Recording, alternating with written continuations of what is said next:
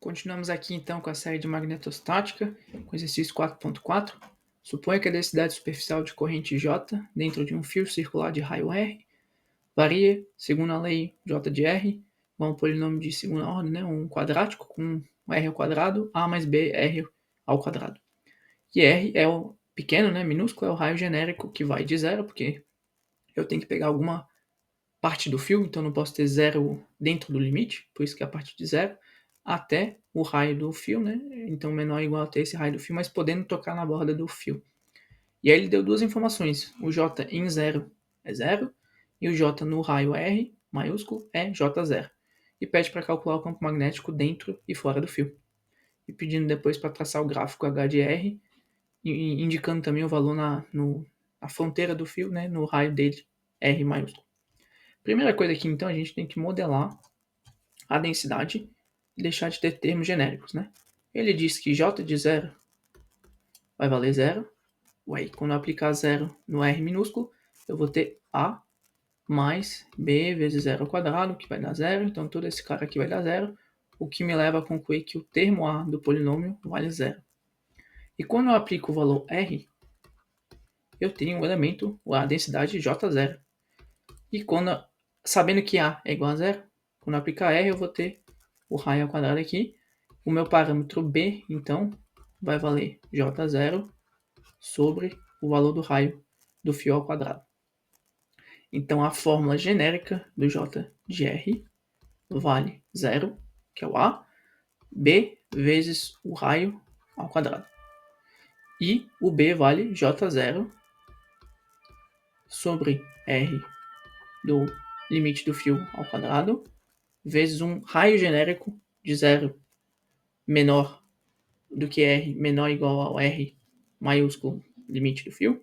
Essa é a função densidade de corrente dentro desse fio.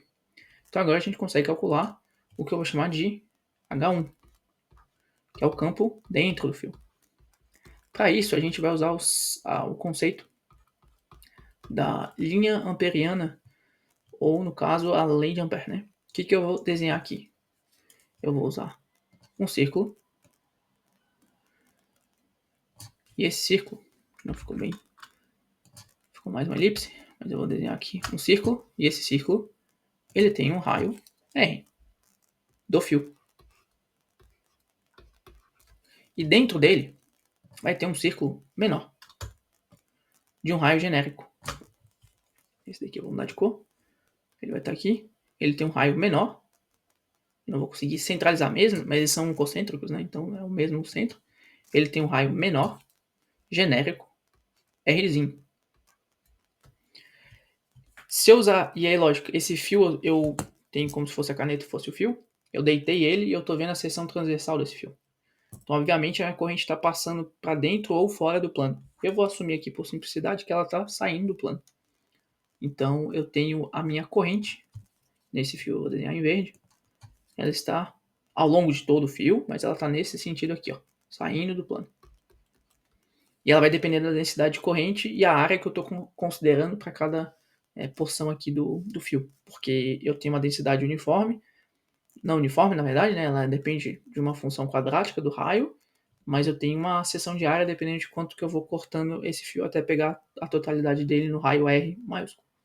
Só que se esse fio está saindo, eu faço a regra da mão direita, eu sei que tem um circular de campo H aqui. E, obviamente, se eu tiver uma linha amperiana, se eu fizer uma linha que circula essa circunferência, o meu DL está aqui, né?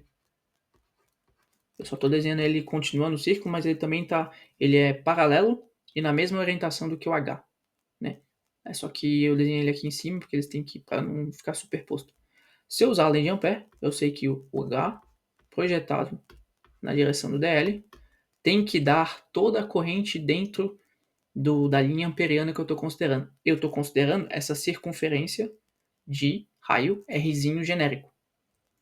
Então aqui eu vou ter toda a corrente dentro dessa circunferência, eu posso resolver ela fazendo o quê? A integral da densidade de corrente J na superfície que eu tenho considerado aqui. Então eu faço a integral de JDS dentro dessa superfície e eu consigo então a minha linha, resolver por linha amperiana, né? O que acontece aqui? A integral de HDL aqui, o H vai ser constante aqui porque eu estou distante do raio. A linha periana é distante do ponto que eu estou observando aqui, que é o ponto P. Ela é constante. Então eu tenho H e eu vou integrar dentro de uma circunferência um infinitesimal de comprimento. Então, na verdade, eu vou fazer o perímetro dessa circunferência de raio genérico Rzinho. Então, eu vou ter 2π vezes o Rzinho. Esse é o valor do H integral de HDL. No outro lado, o que eu vou ter? Eu vou ter uma integral na superfície. Aqui eu não tenho uma integral fechada necessariamente. Eu tenho só a integral de JDS. Então eu vou integrar na superfície o J. Quem é o J? J0 sobre o raio ao quadrado, raio do círculo do fio completo, né? Vezes o Rzinho ao quadrado, integral de ds. O ds aqui eu vou querer, na verdade, essa área inteira, né? Que é uma circunferência. Como é que é a integral de um ds em coordenadas polares, né? Ou seja, se eu estivesse integrando um círculo. Eu tenho um raio aqui, eu tenho uma variação de ângulo, eu tenho um dθ.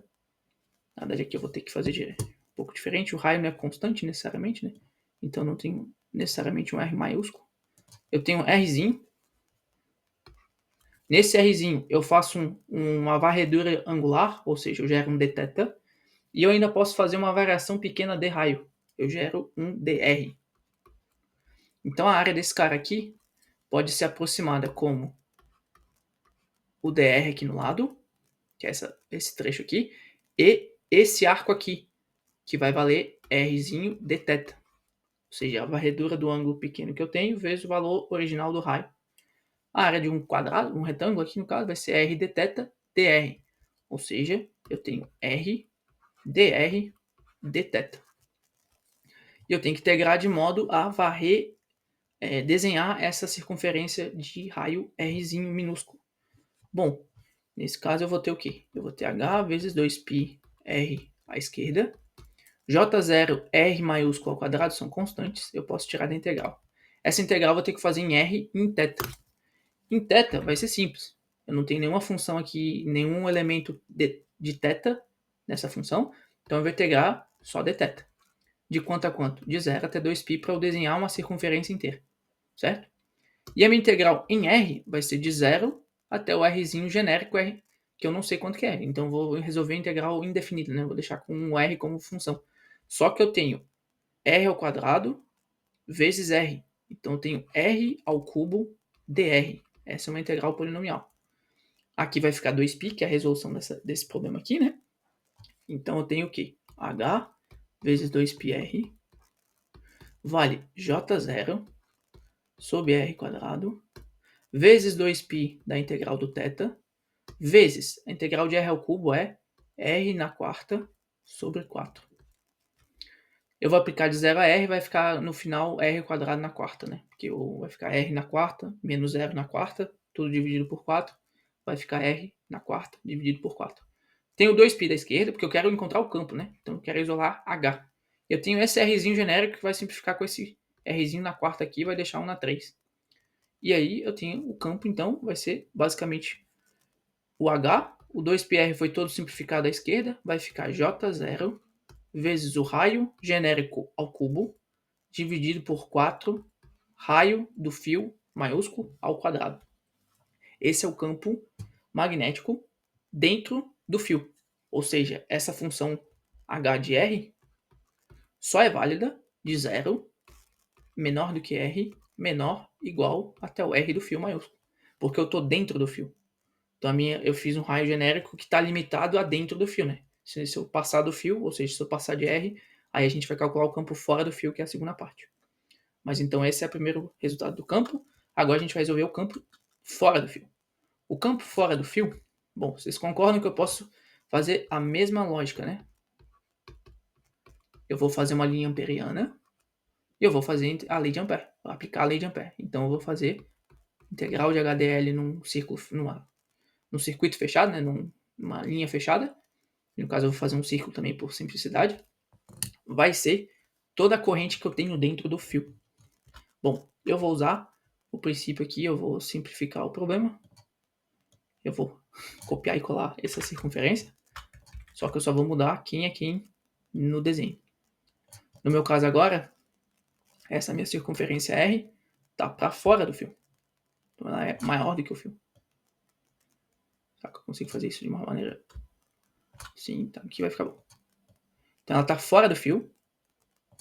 A minha linha amperiana está aqui.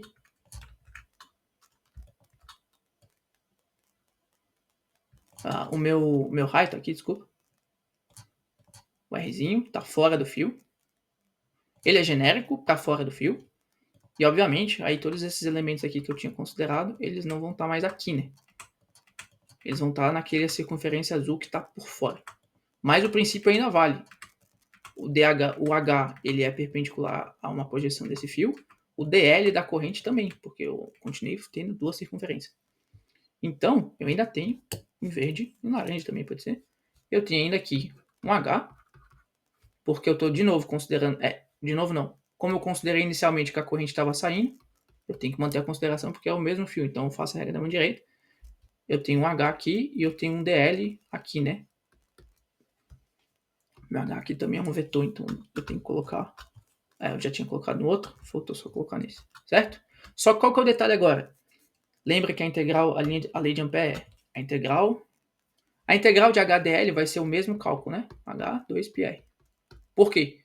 Eu tenho de novo o H paralelo ao DL, e o H vai ser constante, nesse caso. Então eu vou ter H integral de DL numa circunferência fechada, dá o perímetro da circunferência, 2π, vezes o valor do raio dessa circunferência, que é genérico, Rzinho. Só que qual que é o valor da corrente total dentro desse fio? Eu não tenho corrente aqui na borda, porque o meu fio que está carregado com corrente só vai até o raio R maiúsculo, certo? Então eu tenho uma integral de 0 até R maiúsculo da função de dr, né? Que no caso era R ao cubo dr. Isso vai continuar igual porque a densidade de corrente é igual J0 sobre R quadrado vezes Rzinho ao quadrado, e o meu ds é igual. Ainda vai ser Rzinho dr dθ, porque ainda é uma circunferência. A integral coordenadas polares, né? Um ds em coordenadas polares. E eu vou ter 2π, né? Que vai ser a integral em dθ, porque de novo não vai ser uma função de θ. Então aqui quando eu integrar, eu vou ter h vezes 2πr. Faltou só um detalhe, né? Faltou o j0 sobre r quadrado maiúsculo, que é o resultado da minha, aquela constante que fica fora da integral, né? Então eu tenho aqui ainda o j0 sobre o r quadrado. Eu tenho 2π vezes o valor do raio. Eu tenho de novo j0 sobre r quadrado. Só que agora eu tenho r na quarta dividido por 4. Porque agora, quando eu aplicar a integral, eu vou ficar com rzinho na quarta, só que eu tenho que aplicar em R maiúsculo, que é onde é o limite de onde eu tenho corrente, que é a borda do fio. Raio R maiúsculo. E vezes o 2π, que é a constante da integral do θ. 2π vai simplificar ainda assim, só que agora esse R na quarta vai simplificar com esse R ao quadrado, eu vou ficar com R ao quadrado aqui em cima. Então eu vou ter H que vale. Esse Rzinho é genérico, porque eu quero inclusive calcular o campo para fora do fio, num raio que é maior do que o fio, então tem que ter um Rzinho genérico para ter uma função do raio genérico.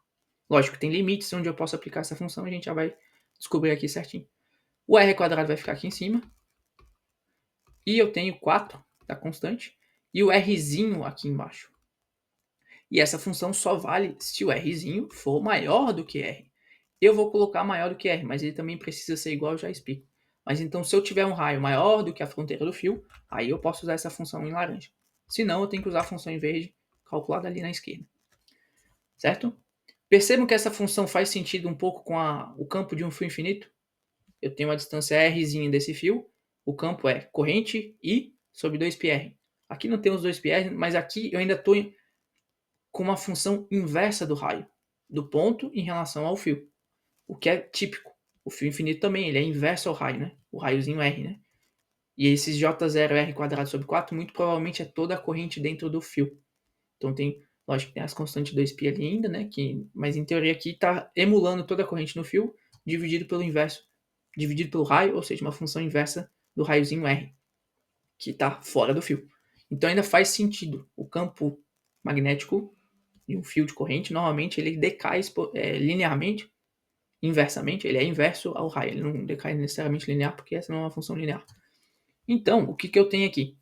Essa função aqui, na verdade, ele pede para desenhar o gráfico, né? Tá vendo que ela é cúbica em função do raio até a fronteira e depois ela cai linearmente, ela cai com uma função inversa de R a partir da fronteira. Então o gráfico desse cara aqui, muito provavelmente vai ser o seguinte. Eu vou desenhar uma função do raio genérico, e existe algo que acontece até o raio maiúsculo, e depois a partir do raio minúsculo. Por conta de continuidade, ela precisa ser contínua em pelo menos um ponto, que é justamente no raio R. Ou seja, aqui, embora seja maior do que R, ainda precisa ser igual ao valor do campo que eu calcularia com a função em verde no valor igual a R. Por quê? Aqui eu vou ter um comportamento que vai ser função cúbica, e aí que vai ser meio difícil de calcular. Eu vou fazer uma aproximação de uma função cúbica, né? Um negócio assim, como se fosse uma parábola. E aí vai chegar nesse campo aqui, que precisa ser o mesmo valor da função em laranja, porque depois aí ele cai com 1 sobre R. Que aí é como se fosse a função 1 sobre x, né? Que vai explodir perto da fronteira e tende a ir para zero no infinito. Na verdade, esse cara aqui precisa voltar para zero lá no infinito. Então ela faz como se fosse uma montanha. Vai para um pico, depois começa a cair exponencialmente. Por que ela vai subindo até R? Porque à medida que eu aumento o raio do fio, dentro do fio, eu estou pegando mais corrente, certo? Eu tenho uma densidade superficial, se eu aumento o raio, eu estou aumentando a superfície, estou aumentando a corrente total incluída na minha lei de Ampère. E é por isso que o campo vai aumentando até a borda. Depois eu paro de ter o aumento de corrente, porque eu passei do fio. E aí eu começo a ter só o efeito do decaimento com R, porque eu estou começando a me afastar da fonte de corrente. Qual que é esse valor aqui? Bom, eu posso pegar qualquer função. No caso, eu vou pegar a minha verde, que é onde originalmente foi definida em raio, no raio R, e vou aplicar H de R maiúsculo. Que vai ser basicamente J0 R ao cubo dividido pelo 4 R ao quadrado. R ao cubo sobre R ao quadrado vai ficar J0 vezes R dividido por 4. E eu vou fazer a prova real, eu vou jogar, se eu colocar raio quadrado aqui, H de R na função laranja, vai valer J0. O R quadrado já estava da função, mas o meu R genérico vai ficar R maiúsculo. Simplifica, simplifica. J0, R sobre 4, igual ao calculado pela esquerda. Porque embora essa não seja uma função 100% contínua, né, ela tem que ser pelo menos na fronteira, porque é onde existe uma mudança de campo, mas eu não posso ter uma mudança brusca de campo porque não tem corrente sendo gerada ou consumida aqui. Eu tenho só uma uniformidade da corrente até aquele ponto, depois eu começo a ter a ausência de corrente faz com que o campo magnético caia, mas naquele ponto em particular, o campo dentro e fora precisam ser iguais, por conta de continuidade da corrente, da geração de energia que tem, considerando que tem corrente vindo e depois eu não tenho corrente, mas eu não posso ter um salto de campo só por causa disso. Então essa função precisa ser contínua em R do raio do fio. E aqui ela vai valer, obviamente, J0 R sobre 4. Perfeito?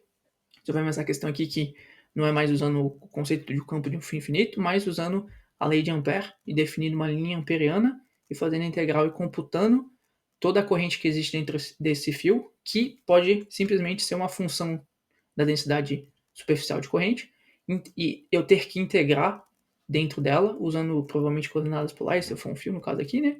Mas para ter toda a totalidade da corrente em função de um parâmetro genérico, no caso aqui era o raio de um fio genérico. Perfeito? A gente volta então seguindo com as resoluções desses outros exercícios de magnetostática. À medida que elas forem surgindo em níveis de complexidade, a gente pode usar esse conceito de lei de Ampère, ou o campo de fio infinito num elemento infinitesimal de corrente, e integrar para desenhar o resto da superfície, ou usando também outros conceitos como a lei de Biot-Savart, que a gente provavelmente vai estar resolvendo em exercícios futuros. Até o próximo exercício.